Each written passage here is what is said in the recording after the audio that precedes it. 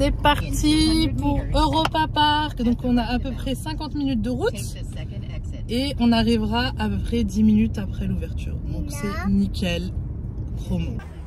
Bon, il y a grave du monde. Ça va? Tu t'es fait mal? Manel, Lina? Allez. T'es déjà fatiguée? C'est une blague. Vous avez mis vos casquettes? Vous êtes prêtes les filles? Oui. Ouais? Allez, go.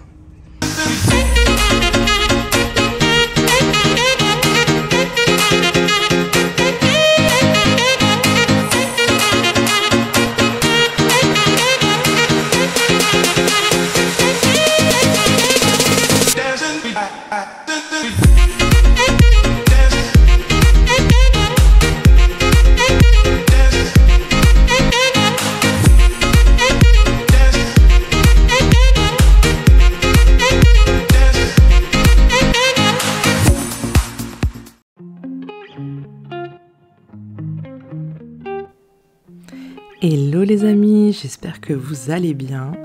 Ici ça va super, surtout après cette journée de folie. Alors on a passé une journée mémorable à Europa Park. Comme d'habitude d'ailleurs, on n'est jamais déçu de ce parc.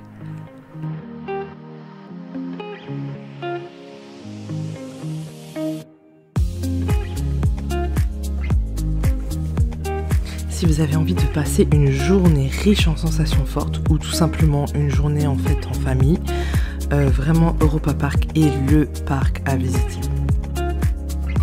Regardez-moi ce toboggan de malade mental. Tu restes coincé là-dedans, t'es foutu. Ce parc à thème est situé à Rust en Allemagne et il a été élu meilleur parc de loisirs au monde pour la 7e année consécutive. C'est juste énorme.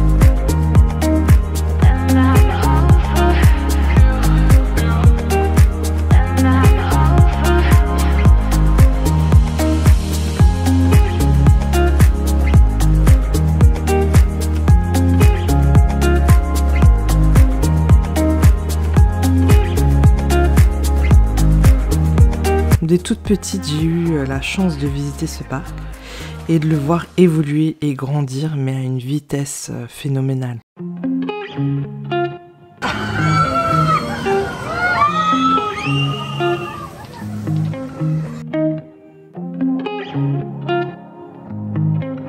Et c'est franchement avec fierté que je fais revivre ces mêmes moments à mes enfants.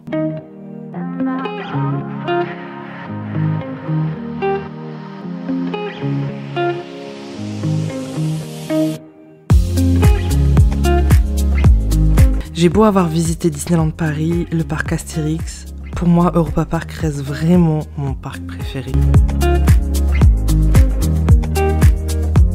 L'originalité de ce parc est d'être divisé en plusieurs mondes qui représentent soit des pays d'Europe, soit un monde fantastique, comme par exemple l'univers des frères Grimm ou plus récemment le monde d'Arthur et les Minimoys. Un poignard magique dangereux et au pouvoir extraordinaire.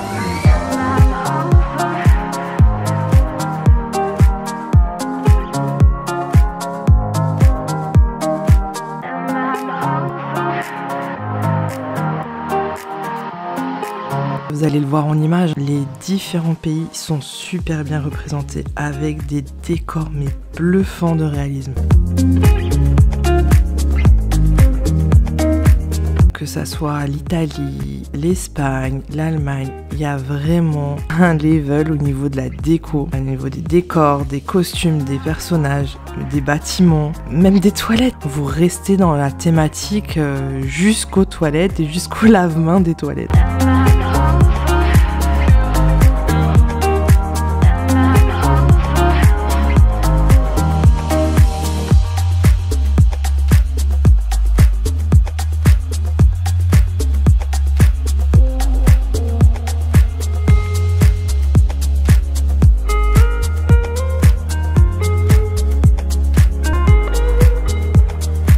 Pour une première visite, je pense vraiment que vous n'allez pas réussir à tout faire. Ça va être très compliqué.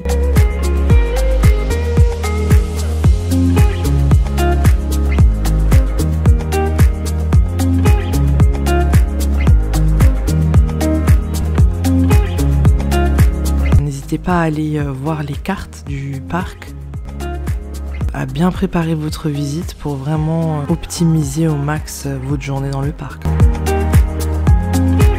Au niveau des attractions, il y en a vraiment pour tous les goûts, que ça soit des montagnes russes de malade mental, comme le Blue Fire ou le Silver Star. Alors si vous aimez les montagnes russes, les sensations fortes, c'est vraiment les deux attractions à faire absolument. Et sinon après, il y a vraiment de tout pour tous les âges, des petits carrousels, des trains, des petites montagnes russes pour les enfants un peu plus âgés. Il y en a vraiment pour toute la famille.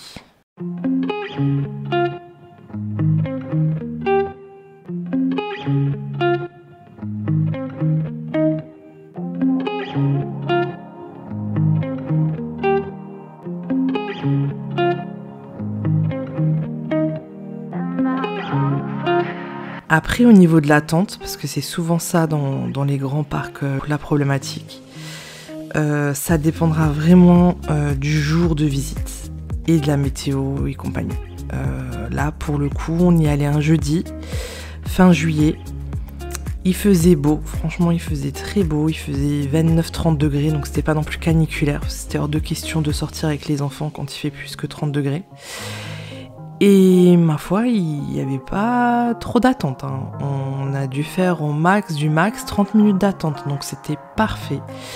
Après, je conseille à toutes celles qui veulent pas trop attendre, si vous avez un bébé avec vous, par exemple, vous avez le Baby Switch, qui permet en fait à un parent de faire l'attraction peut-être avec l'enfant le plus grand, et de permettre avec ce fameux switch de le donner à la fin au papa ou à la maman et vice versa, qui fera l'attraction en fait en passant par la sortie.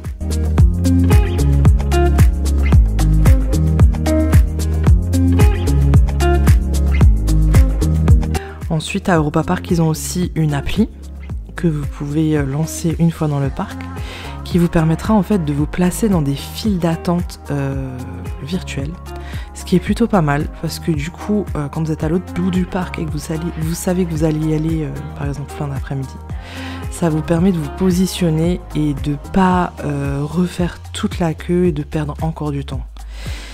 Et il y a d'autres attractions comme le Voletarium par exemple, où vous pouvez en face de l'attraction, avec vos billets, en scannant vos billets en fait d'entrée, récupérer des tickets avec un passage horaire en fait attitré.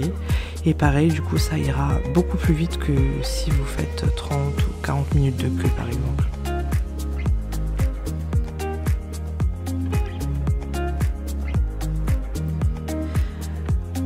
Évidemment, si vous venez de loin, comme c'est un très grand parc, ils proposent des hôtels. D'ailleurs, il y a 5 hôtels 4 étoiles qui sont magnifiques. J'ai eu la chance de séjourner avec un voyage CE dans l'hôtel Colosseo, je sais pas trop comment l'appeler. Il était à l'image du parc, époustouflant. Non mais vraiment, les décors étaient super bien faits, l'accueil très sympathique, que ce soit le personnel, vraiment il n'y avait rien à rajouter. Les chambres étaient propres, il n'y avait pas une poussière qui traînait, quoi. C'était top.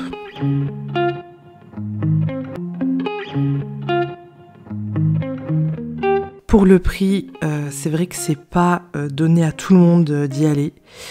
Je crois qu'actuellement, la mise à jour du prix, je crois que c'est à peu près 60 € le ticket d'entrée. Toujours moins cher que Disneyland par exemple. Mais ce que je peux vous conseiller, c'est de prendre des tickets sur Vinted. Peut-être pas Vinted, moi j'avais fait sur Le Bon Coin. Parce qu'en fait, il y a toujours des gens qui bénéficient de tickets à billets réduits via leur CE et qui les revendent en fait sur les sites type Le Bon Coin, Marketplace et compagnie.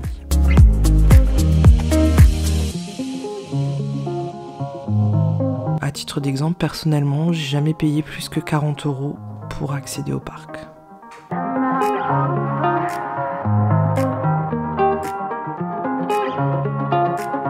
Voilà, j'espère vraiment que toutes les infos que je vous ai données, c'est pas grand chose, mais j'espère vraiment que ça pourra vous aider dans votre préparation.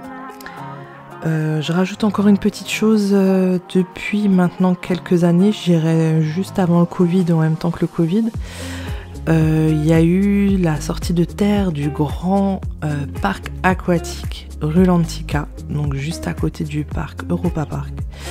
Donc c'est vraiment un parc aquatique de malade mental. Il est magnifique, pareil encore une fois à l'image du parc lui-même, donc les décors tous plus beaux les uns que les autres. Par contre c'est une entrée séparée, c'est-à-dire qu'il faudra acheter un autre ticket. Il me semble que c'est aux alentours des 35 € l'entrée. Je suis pas sûre, faudrait vérifier.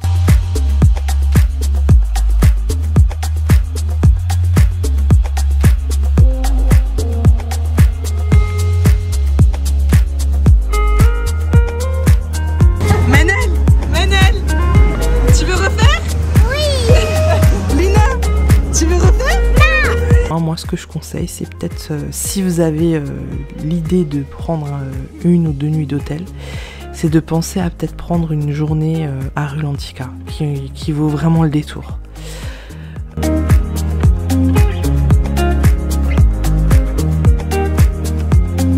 Voilà, j'espère vraiment que toutes ces infos vous auront permis de préparer au mieux votre visite. N'hésitez pas à me dire en commentaire ce que vous avez pensé de ce que vous avez vu. Est-ce que ça vous a donné envie peut-être de visiter ce parc? Est-ce que vous connaissiez ou pas? N'hésitez pas à liker la vidéo si vous avez aimé. Je vais essayer d'en faire plus avec les enfants, des partages comme ça de sorties que je fais un peu dans le secteur.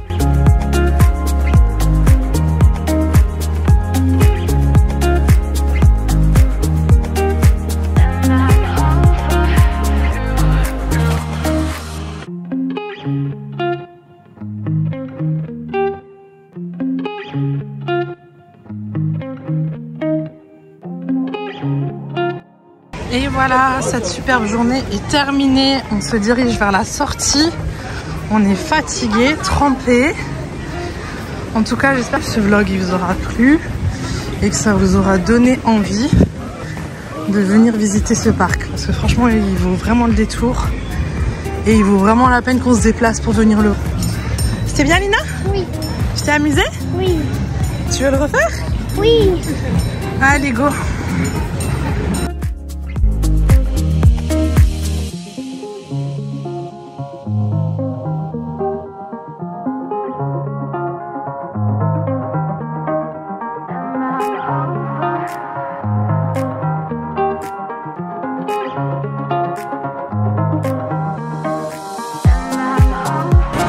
Au revoir, Europa Park.